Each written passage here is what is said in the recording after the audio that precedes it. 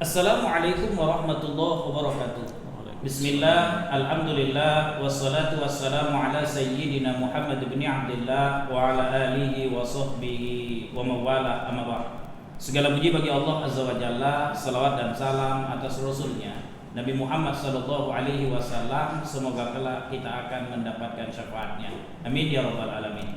Para pemirsa TVMI Medan untuk Medan dan umat, hari ini podcast kembali bersama saya Haji Rahmat Hidayat Nasution LC. Kita di studio ini ya, di studio lantai 3 sudah kehadiran Al-Ustaz Ahmad Muttaqin Nasution MPD, Ketua MUI Kecamatan Medan Petisah. Judulnya pembahasan kita adalah Ayo Kembali Berfaraid. Nah, sebelum kita tanya bagi-bagi tangganya, kita tanya kabarnya Ustaz dulu. Assalamualaikum Ustaz. Waalaikumsalam. Bagaimana kabarnya Ustaz ya? Alhamdulillah. Alhamdulillah. Ini biasanya ngevlog, hari ini di live disiarkan Ustaz dari TV MUI Kota Medan. Ustaz, judul kita adalah Ayo Kembali Berfaraid. Ini kalau kata kembali berarti orang sudah lupa. Diajak pulanglah, yuk comeback, balik ke faraid. Nah, betul. Kira-kira ini yang mau dibahas dalam tempo waktu 15 menit. Ini kira-kira apa Ustaz? Silakan Ustaz. Yang pertama, memperkenalkan faraid, bahwa memang Al-Quran telah mengatur pembagian warisan itu sedemikian rinci. Iya. Dan selaku umat Islam, karena Al-Quran Allah telah mengatur tata cara pembagian warisan itu, maka selaku umat yang baik, selaku orang-orang beriman, kita yakin bahwa aturan Tuhan itulah yang terbaik. Maka tentu kita mengikuti itulah. Kira-kira demikian. Jadi kalau selama ini aturan-aturan yang kita pakai dalam pembagian harta warisan itu ternyata tidak sejalan dengan aturan Al-Quran, maka kembalilah kita untuk ke arah sana. Jadi begini, Rasul pernah berpesan kepada Abu Hurairah, ya Aba Hurairah, wahai Abu Hurairah, ta'allamul faraid, pelajarilah faraid, wa'allimuha, lalu ajarkan ia, fa innahu nisful ilm, faraid itu setengah ilmu, wa huwa yunsa, kelak akan dilupakan. Wa huwa awwalu syai'in yunza'u min ummati, dan faraid itu adalah ilmu yang pertama dicabut dari umat. Rawahu Ibnu Majah, hadis diriwayatkan oleh Ibnu Majah. Al-Quran telah mengatur pembagian warisan sedemikian rinci, dilengkapi hadis Nabi, fatwa para sahabat, dan ijtihad para ulama, sehingga kemudian lahirlah satu disiplin ilmu dalam khazanah keilmuan Islam. Itulah yang disebut dengan ilmul faraid, disebut juga dengan fiqhul mawarith atau hukum kewarisan Islam. Tujuan berfaraid itu adalah agar harta warisan itu tepat sasaran, sampai hak kepada setiap orang yang berhak. Kenyataannya di lapangan tidak jarang kita saksikan bahwa hak mendapatkan warisan itu tidak didapatkan oleh semua yang berhak. Ada yang sampai, ada yang tidak. Contoh, seorang meninggal dunia, ia tinggalkan istri, anak, dan omaknya masih hidup, cuma nun di kampung sana.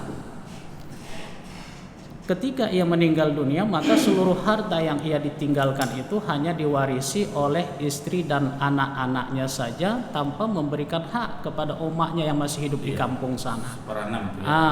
Itu berarti sudah terjadi pelanggaran, kesalahan fatal. Karena ibu termasuk ahli waris yang wajib mendapatkan bagian dari harta warisan. Tidak ada yang bisa mendinding ibu itu.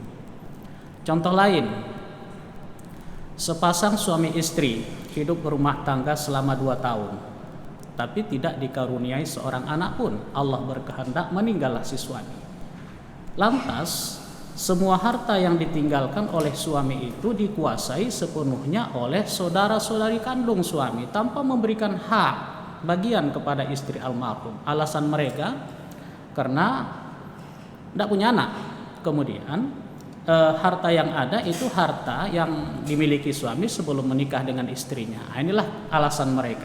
Ini juga kesalahan fatal ini. Baik, karena waktu undang begitu panjang, saya potong. Jadi sebenarnya yang wajib belajar ilmu faraid ini apakah orang yang bakal berhak menerima harta ataukah si pemilik harta yang paling utama gitu Ustaz?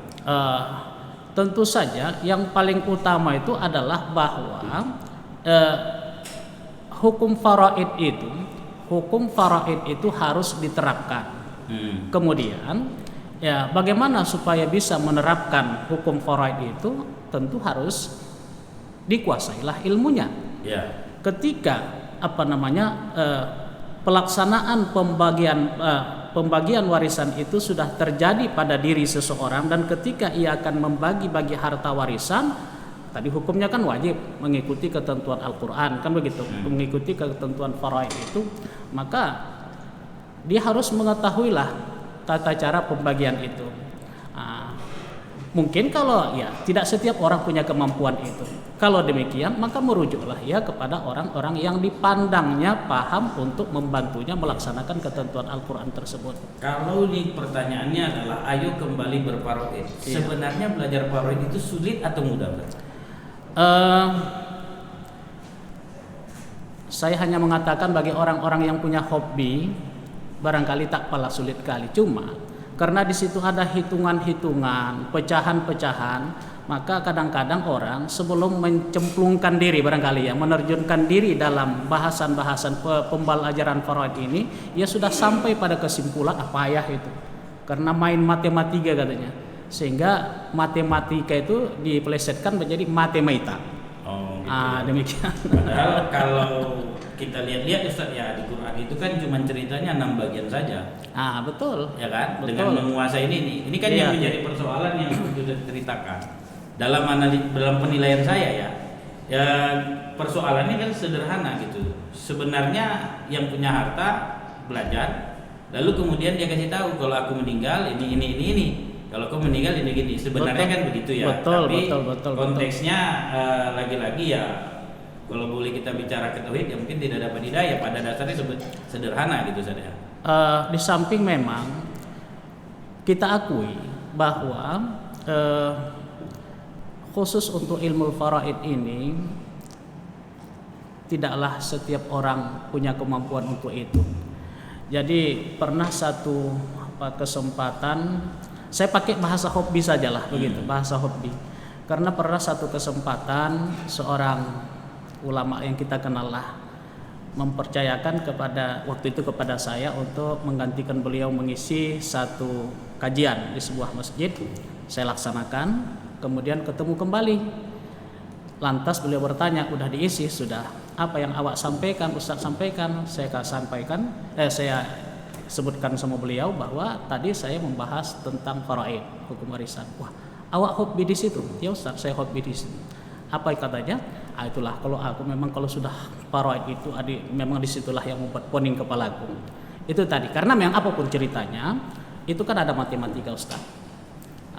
Dan kelemahan-kelemahan kita kadang-kadang di situ ketika sudah berbicara tentang bagaimana menjumlahkan pecahan ini dengan pecahan yang lain, ini yang menjadi kesulitan itu. Dan memang untuk mempelajari faraid itu tidak bisa dielakkan, harus punya kemampuan paling tidak matematika yang sederhana menjumlahkan pecahan-pecahan itu. Ya, baik. Demikian. Karena waktunya agak singkat, terakhir saya nanya. Iya. Tadi dibacakan hadis wa huwa yunsa.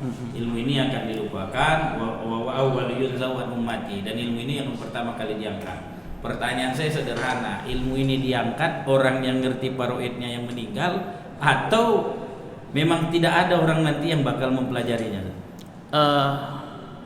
Dan memang sepanjang lintas sejarah kalau kita lihat sejak masa Rasulullah, masa sahabat, lintas generasi dan hingga hari ini memang tidak banyak kita melihat orang-orang yang saya dalam tanda petik punya hobi untuk membicarakan tentang faraid ini.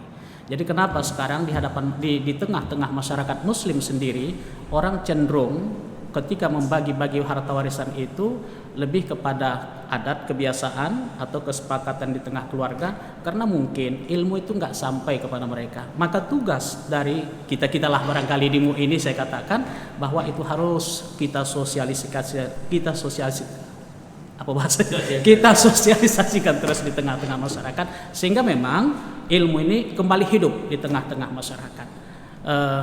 Demikian.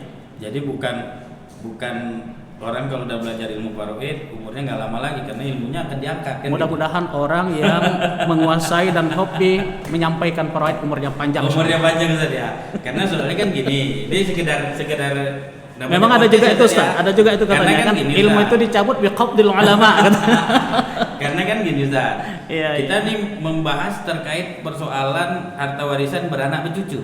Artinya yang ini udah meninggal, nggak ada yang meninggal lagi, harta belum dibagi lama-lama. Awak yang stres, awak yang ngitungnya cuma dapat teh manis sama pisang goreng. Iya. Duitnya nggak dapat juga kan gitu. Lama-lama kan jadi stres.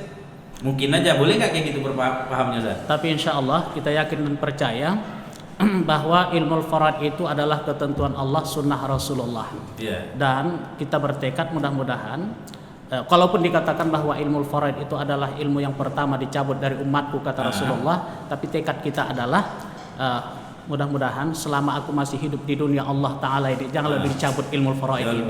Jadi kita tekadkan bahwa ya kita upayakanlah paling tidak kita ada suara, kita ada sedikit ilmu, kita sampaikanlah ini di tengah-tengah masyarakat.